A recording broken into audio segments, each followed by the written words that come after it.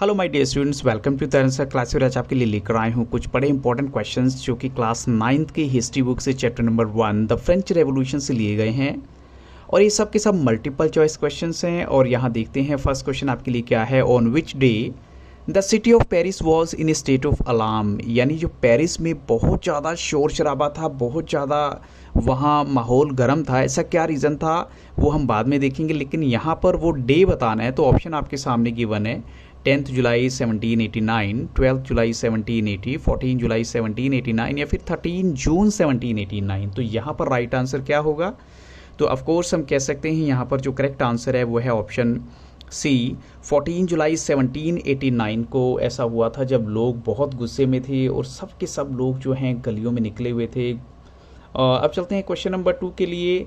Who was the common enemy of 13 American colonies, यानी common enemy की अगर बात करें तो कौन था उन अमेरिकन कॉलोनीज़ का जो दुश्मन है? तो यहाँ पर ऑप्शन आपके सामने है फ्रांस, ब्रिटेन, जर्मनी या फिर ऑस्ट्रिया। तो यहाँ पर जो राइट आंसर है वो क्या होना चाहिए? तो हम कह सकते हैं जो कॉमन एनिमी है 13 अमेरिकन कॉलोनीज़ का वो था ब्रिटेन। तो अब चलते हैं क्वेश्चन नंबर 3 के लिए। लेकिन उससे पहले आपको बताना चाहूँगा कि जो लुइस हम कह सकते हैं लुइस 16, उसकी वजह से क्या हुआ था, जो फ्रांस है उन्होंने हेल्प की थी 13 अमेरिकन कॉलोनीज़ को to gain their independence from their common enemy Britain. तो ये थोड़ा सा एक पॉजिटिव पॉइंट था लुइस 16 का। वो अलग बात है कि तब भी बहुत सारी प्रॉब्लम हुई थी, वो हम धीरे धीरे जैसे जैसे आगे चैप्टर में पढ़ेंगे हमें देखने में मिलेंगी। तो अब चलते हैं क्वेश्चन 3 के लिए। इन फ्रांस था 18th century witnessed the emergence of a social group. एक जो सोशल ग्रुप है उसकी हम बात कर रहे हैं जो आया था हमारे सामने 18th सेंचुरी में। तो उसको हम क्या कह सकते हैं, उस सोशल ग्रुप को क्या नाम दिया गया? वर्किंग क्लास है, मिडिल क्लास है, अरिस्टोक्रेटिक क्लास है या फिर नोबल क्लास है? तो ऑफकोर्स सभी को मालूम है जो नया एक ग्रुप एमर्ज हुआ था उसको जो नाम दिया गया है वो है मिडिल क्लास। ऑप्शन बी यहाँ पर राइट है। अब चलते हैं क्वेश्चन 4 के लिए। Who among the following proposed A division of power within the government between the legislative, executive and judiciary. तो किसने जो है ये बोला था कि पावर होना चाहिए डिवाइड लेजिस्लेटिव, एग्जीक्यूटिव या जुडिशरी के बीच में, या लेजिस्लेचर, एग्जीक्यूटिव एंड जुडिशरी के बीच में? तो यहाँ ऑप्शन आपके सामने है जॉन लॉकी, वोल्टेयर, मोंटेस्क्यू या फिर रूसो। तो यहाँ पर जो राइट आंसर है वो है मोंटेस्क्यू ने ऐसा बोला था। और यही कह सकते हैं कि जो सेम मॉडल ऑफ गवर्नमेंट है वो लाया गया था यूएसए में after the 13 colonies declare there independence from Britain. तो ये भी आपको थोड़ा सा माइंड में रखना है। अब चलते हैं क्वेश्चन नंबर 5 के लिए। Who wrote the spirit of the laws, ये बुक किसने लिखी थी? तो ऑप्शन आपके सामने गिवन है और यहाँ पर राइट आंसर क्या होना चाहिए?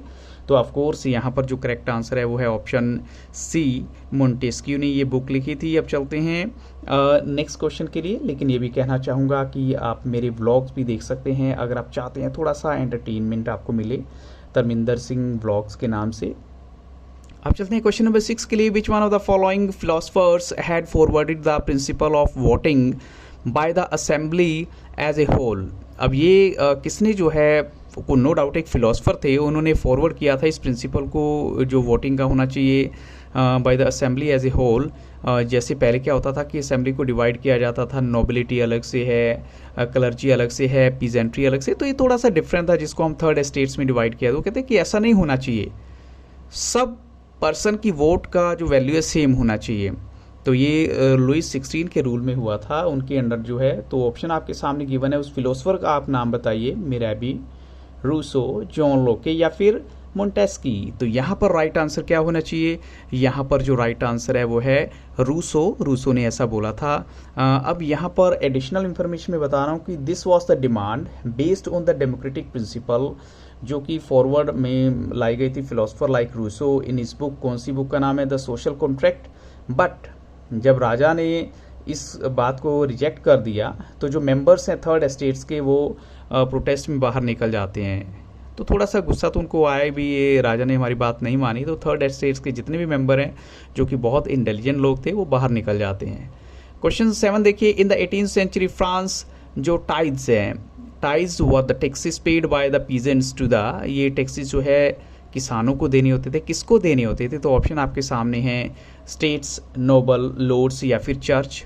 तो यहाँ पर हम कह सकते हैं ये एक तरीके का रिलीजियस टैक्स था तो चर्च को दिया जाता था, जो कि 1/10 होता था। टाइट के बारे में एक इन्फॉर्मेशन भी है, वो ऑलरेडी मैं इस बॉक्स में दे चुका हूँ कि ये चर्च के द्वारा लिया जाता था। Comprising 1/10 of the agriculture produce होता था। अगर आपसे ये भी क्वेश्चन आ जाता है कि टाइद एक्चुअल में था क्या, तो यहाँ आप उसका आंसर ये दे सकते हैं। क्वेश्चन 8 देखिए, which of the following was not a feature of the French society of the 18th century. इनमें से कौन सा फीचर नहीं था फ्रेंच सोसाइटी का 18th सेंचुरी में। तो ऑप्शंस आपके सामने गिवन है और राइट आंसर क्या होना चाहिए। तो हम कह सकते हैं यहाँ पर जो करेक्ट आंसर है वो है ऑप्शन डी, कि जिसमें ये बताया गया about 60% of the land was owned by the peasants. ये बिल्कुल गलत है, एक्चुअल में ऐसा नहीं था।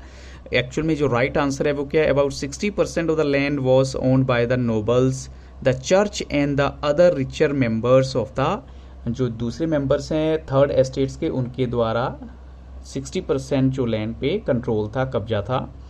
अब चलते हैं क्वेश्चन नंबर 9 के लिए। Who among the following is not a philosopher. इनमें से कौन ऐसे हैं जो फिलोसफर नहीं हैं। तो राइट आंसर क्या होना चाहिए, रूसो, जॉन लोके, रॉबिस्पेरी या फिर मोंटेस्की। तो यहाँ पर राइट आंसर क्या है, यस, रॉबिस्पेरी जो है वो राइट आंसर है, ऑप्शन सी। अब चलते हैं क्वेश्चन नंबर 10 के लिए। Although Louis 16 had signed the constitution, he entered into a secret negotiations की उन्होंने किसके साथ, राजा कहाँ का था वो। तो किंग ऑफ बताना है, ऑस्ट्रिया, प्रशिया, फ्रांस या फिर इटली।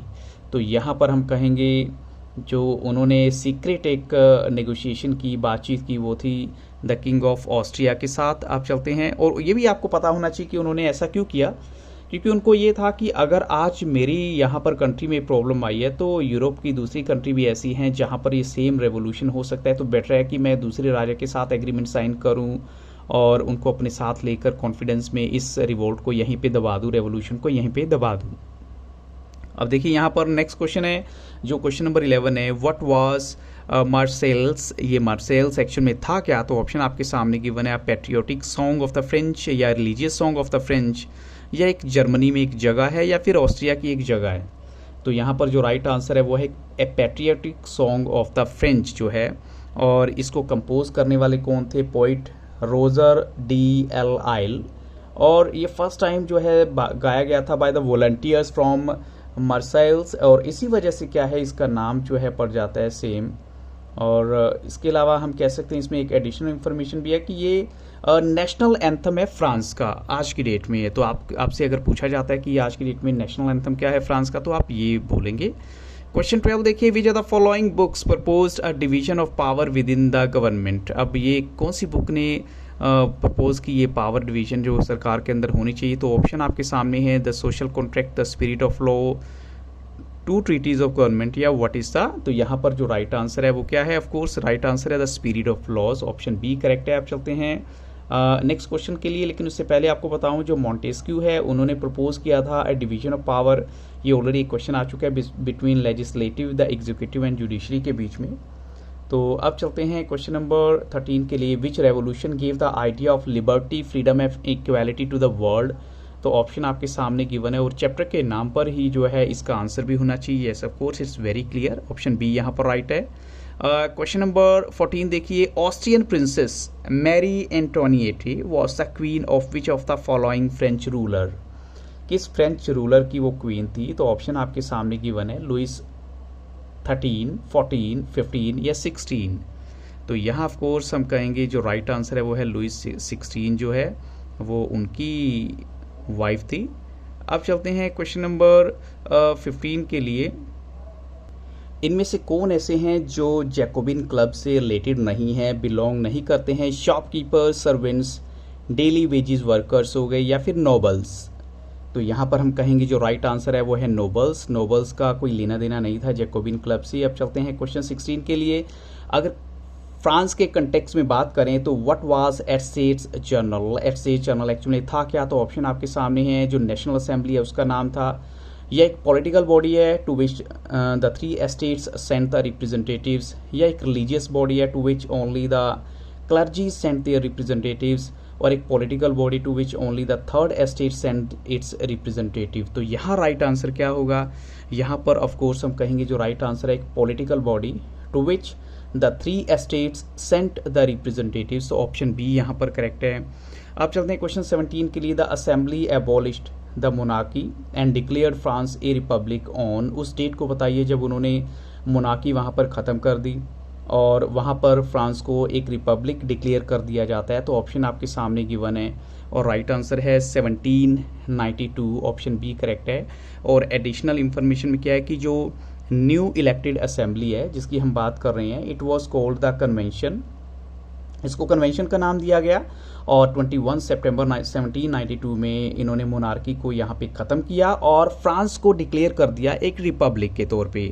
क्वेश्चन 18 देखिए, what was the literal meaning of sans culottes. यहाँ सेंस कुलोटिस का आपको मतलब बताना है क्या होता है। तो ऑप्शंस आपके सामने गिवन है, those without knee breaches, those who wear the red cap, female figure of liberty है या अरिस्टोक्रेट्स। तो यहाँ पर क्या होना चाहिए, यहाँ पर हम कह सकते हैं जो राइट आंसर है जो नी ब्रीचेज है, नो डाउट एडिशनल में कुछ उनके साथ ऐड कर दिया गया तो अलग बात है। जैसे मैं यहाँ आपको नेक्स्ट इन्फॉर्मेशन में दे देता हूँ कि जो सेंस क्लोटिस मेन ने they wore in addition the red cap, जो सिंबलाइज करती थी लिबर्टी, और विमेन को फिर भी अलाउ नहीं किया गया था ऐसा करने के लिए। अब क्वेश्चन 19 देखिए, based on the French constitution of 1791 who were known as active citizens, किनको एक्टिव सिटीजन्स कहा गया था। अगर हम बात करें जो फ्रेंच कॉन्स्टिट्यूशन की 1791 के according, only men above 20 years of age, या फिर the minimum bracket of tax payers, और those who were elected by the people, और those who were entitled to vote.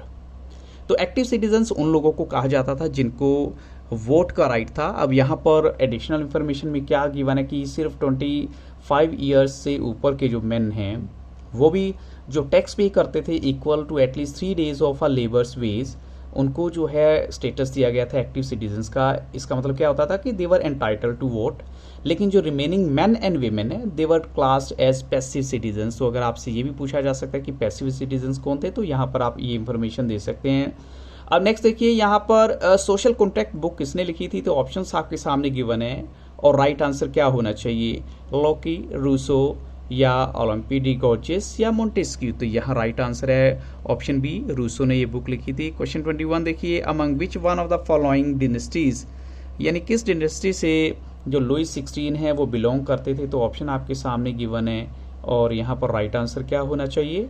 तो यहाँ 4 आपको सामने डिनेस्टी, 4 किंग जो गिवन है ऑप्शन। तो राइट आंसर यहाँ पर ऑप्शन सी है, बोरबोन डिनेस्टी जो है, ऑप्शन सी यहाँ पर करेक्ट है। आप चलते हैं क्वेश्चन 22 के लिए, लेकिन उससे पहले एडिशनल इंफॉर्मेशन ये भी मेंशन है कि 1774 में वो किंग बनते हैं एट द एज ऑफ 20 और उन्होंने शादी की थी ऑस्ट्रियन प्रिंसेस से जिनका नाम है मैरी एंटोनिएटे। क्वेश्चन 22 है, who among the following was the leader of the Jacobin club, इनमें से जैकोबिन क्लब के लीडर का नाम बताइए। तो ऑप्शंस वेरी क्लियर है, यहाँ पर जो राइट आंसर है वो है ऑप्शन डी, मैक्समिलियन रॉबिस्पेरी जो है इसका राइट आंसर है।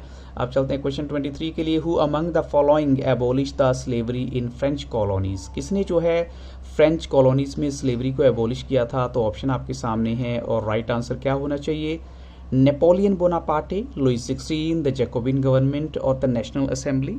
तो यहाँ राइट आंसर है द जैकोबिन गवर्नमेंट, उन्होंने ऐसा किया था। और ये भी बताया गया है कि जो स्लेवरी वहाँ पर एबोलिश हुई थी वो हुई थी 1948 में।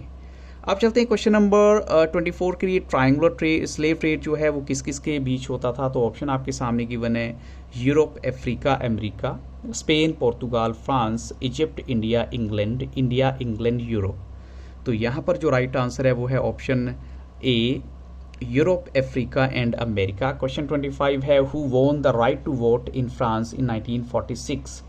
तो किनको मिला था राइट टू वोट 1946 में, ऑप्शन आपके सामने गिवन है।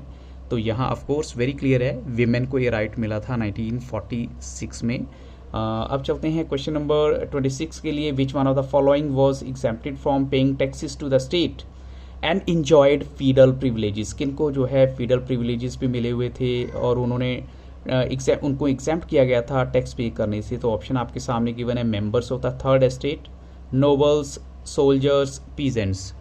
तो यहाँ पर जो राइट आंसर है वो हम कह सकते हैं नोबल्स को ये फ्रीडम थी, बाकी सबको हम कह सकते हैं टैक्स पे करना होता था। अब चलते हैं क्वेश्चन नंबर 27 के लिए, what was the main objective of the constitution drafted by the national assembly of 1791। उसका मेन ऑब्जेक्टिव क्या था। तो to limit the power of the monarch, या फिर हम कहें to provide all citizens equal say in politics और to confiscate church property और to force members clergy to give up their privilege. लेकिन यहाँ जो राइट आंसर है वो क्या है, हम कहेंगे to limit the power of the monarch. वो चाहते थे कि मोनार्क की पावर जो है वो लिमिट उसकी एक होनी चाहिए, कोई ना कोई कंट्रोल होना चाहिए। In the context of France what was tithe, tithe actual में क्या था फ्रांस के कॉन्टेक्स्ट में, तो ये एक रिलीजियस टैक्स है, वाटर टैक्स है, सॉल्ट टैक्स है, टोबैको। तो मैं ऑलरेडी आपको बता चुका हूँ ये एक रिलीजियस टैक्स था, ऑप्शन ए यहाँ पर राइट है। अब चलते हैं क्वेश्चन 29 के लिए। What did the red cap won by sans culottes in France symbolize, यानी जो सैंस गुलोटेस ये जो रेड कैप पहनते थे वो किस चीज़ का सिंबल थी, ब्रदरहुड का, डेंजर, एंगर, लिबर्टी। तो यहाँ राइट आंसर है लिबर्टी का सिंबल थी वो। अब चलते हैं क्वेश्चन 30 के लिए। When did the incident of the fall of Bastille take place, ये एक्चुअली हुआ कब था, तो ऑप्शन आपके सामने गिवन है और एक क्लियर आंसर आपको देना है, वो है 14 जुलाई। यस ऑफ कोर्स, यहाँ पर ऑप्शन ए करेक्ट है। आप चलते हैं क्वेश्चन 31 के लिए। किस साल ऐसा हुआ था कि जो स्लेवरी है वो फाइनली एबोलिश हुई थी फ्रांस में, तो ऑप्शन आपके सामने गिवन है। थोड़ा सा डिफरेंट वे से क्वेश्चन है फिर से, तो यहाँ राइट आंसर क्या होगा, तो हम कह सकते हैं यहाँ पर जो राइट आंसर है 1848 में।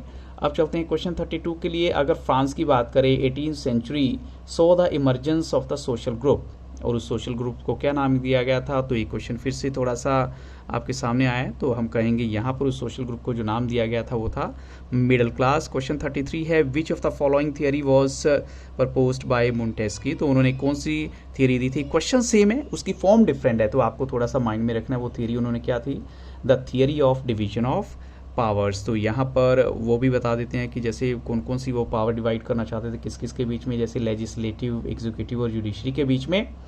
क्वेश्चन 34 है। In which year Napoleon Bonaparte crowned himself as the emperor of France, तो वो ईयर आपको बताना है जब उन्होंने अपने आप को फ्रांस का एम्परर डिक्लेयर किया था, तो वो है 1804 यहाँ पर राइट आंसर है। लेकिन उनको फाइनली डिफीट किया गया था वोटरलू में, कब, 1815 में। और क्वेश्चन 35 है। Who among the following Indian responded to the ideas of revolutionary France, किसने जो है रेवोल्यूशनरी फ्रांस के आइडियाज़ को रिस्पॉन्ड किया था, तो यहाँ ऑप्शंस आपके सामने, क्योंकि इंडियंस की बात हो रही है तो ऑफ कोर्स हम कहेंगे जो राइट आंसर है वो है राजा राम मोहन राय और टीपू सुल्तान। सो ये कुछ एक क्वेश्चन है जो मैंने एक्चुअल में एक ही वीडियो में आपको देने की कोशिश की है, और किसी भी तरह का आपका ओपिनियन है आप मुझे बता सकते हैं, कमेंट सेक्शन में अपनी प्रॉब्लम डिस्कस कर सकते हैं, मैं आपकी हर प्रॉब्लम का सोल्यूशन करने की कोशिश करूंगा। और साथ में इस वीडियो की डिस्क्रिप्शन बॉक्स को देखना मत भूलिएगा, वहाँ पर आपको कुछ और लिंक्स भी मिलेंगे। So thank you very much and have very nice day.